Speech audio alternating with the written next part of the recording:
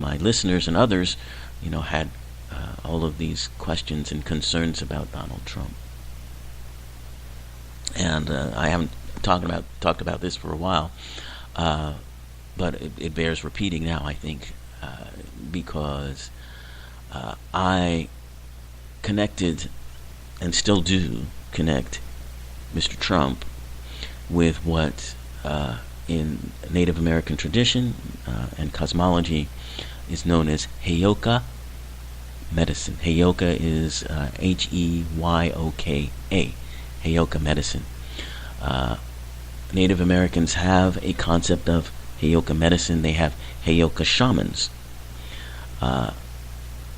The Heyoka medicine man, or the Heyoka warrior, is someone who turns everything upside down, does everything the wrong way or backwards or the way that nobody is expecting it to happen.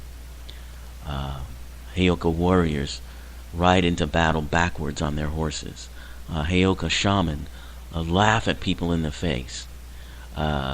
They take solemn ceremonies and make rude noises and turn everything upside down. And it's done very purposefully. It's a kind of medicine. It's a medicine that jolts you out of your expectations and makes you rethink where you are and what's important to you. The Heyoka is considered the sacred clown. And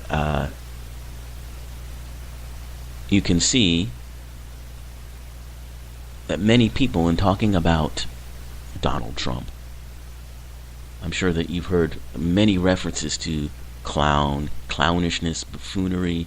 A lot of pundits talk about a circus-like atmosphere around him. So Mr. Trump's energy is very much connected to that Heyoka sacred clown. Now, you may not think of him as sacred, and I totally understand. And it's not him, it's the energy that drives him that has a sacred aspect to it. And yes, it's chaotic. And yes, it does feel like chaos. We talked about chaos theory last week. Chaos theory is a scientific theory in which the idea of being able to predict a cause and effect is upended, because the effect can come from a cause that is not known or somewhere else in time or in space, and therefore is not knowable or understandable. And for scientists to rely on a very very strict idea of cause and effect, which is an illusion, by the way, but I don't want to get too far into that, but the idea of cause and effect is in itself illusory. And the chaos theory both proves that and upends the concept of cause and effect in the way that that science thinks of it anyway.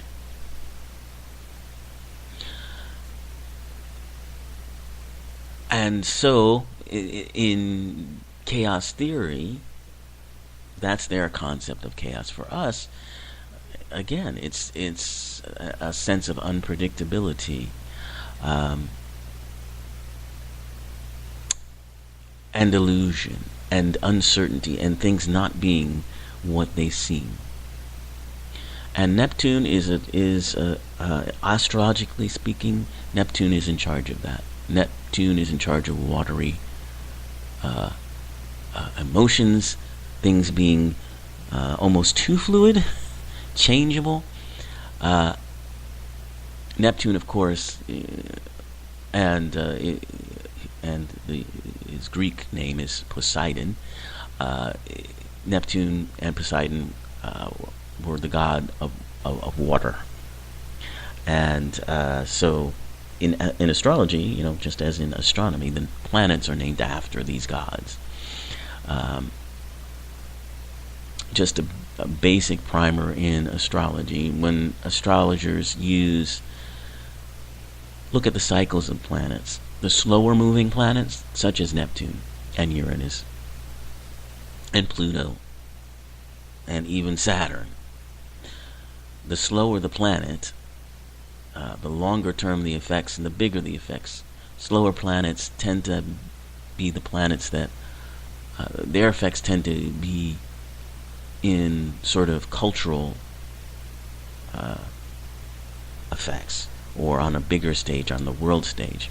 Whereas what is known as the more personal planets, those are the ones that move faster and quicker, such as Mercury and the Moon. And, well, the Sun is also considered a personal planet, even though it doesn't move. But Mars, and Venus, those are the personal planets. So when astrologers look to see in your chart what's going to affect you personally on a personal level, those are the planets that they will look to first. And they will look to the larger planets, the slower moving planets such as Uranus and Saturn and Pluto, to give sort of a bigger picture perspective, sort of the stage upon which all of this is going to be taking place in your life. So just to talk about what's going on for many of us in this time, I want to look at this interplay that's been going on for the past 2 years between the planet of Neptune, which is, as I mentioned, the planet of illusion, planet of uncertainty, of just things being changeable and illusory, and Uranus, which is the planet of revolution, the planet of change, but is also the planet of abrupt change and unexpected change. Uranus is a planet of surprises. It rules the astrological zodiac sign of Aquarius. Aquarians are thought to be revolutionary type people. The whole energy around Uranus is about change and changing things. And Neptune is, because of its dreamy quality and its illusory quality, it's like an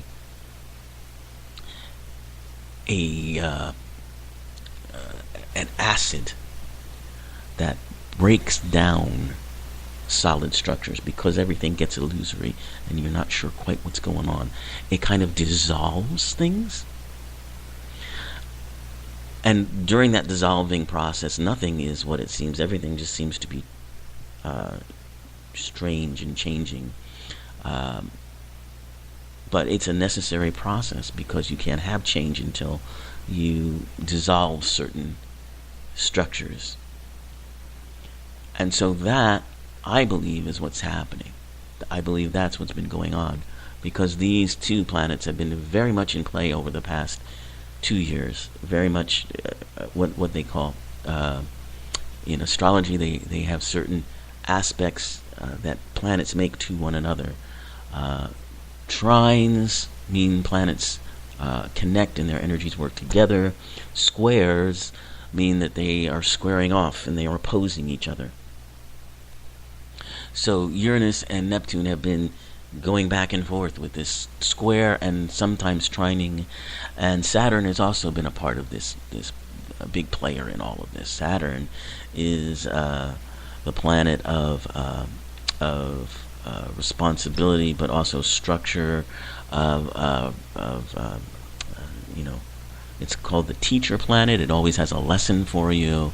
It's a strict planet. It's not a very fun planet. It's the planet of authority too. So lots of traditional authority figures are ruled by Saturn. So this, I believe, fits in, although, as I said, it's unexpected and chaotic. This, I think, also plays very much into this period of, the transition era that we're in. it's just not as straightforward as it was a few years ago when I was talking about it on the on this show. Now it's you have the Heyoka medicine aspect of it that I mentioned, where everything's being turned on its head. And you also have the dissolving effect of Neptune going on.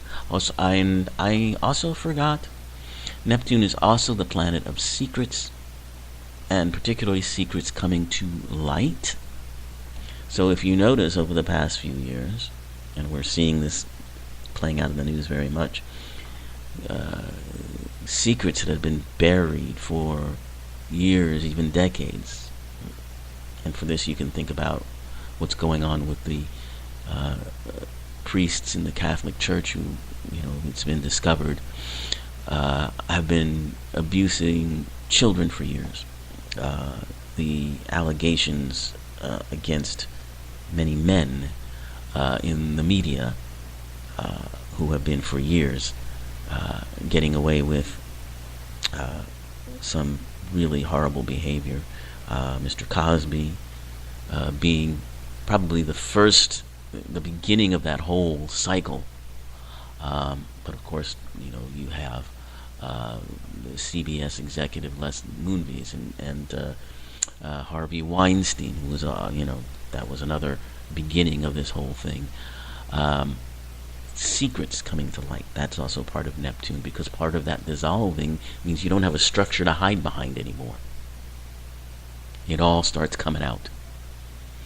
And this,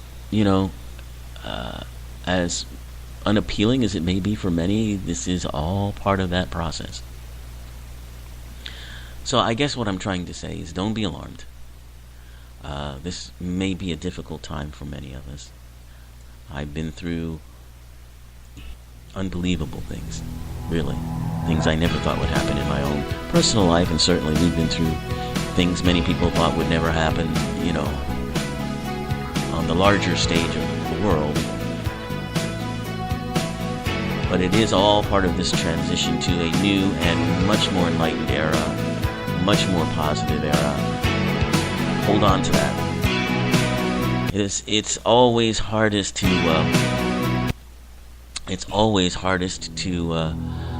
hold on to that belief during these times of confusion. That's where doubt sets in. And that's what we need to hold on to. So I will do my best to encourage that to you.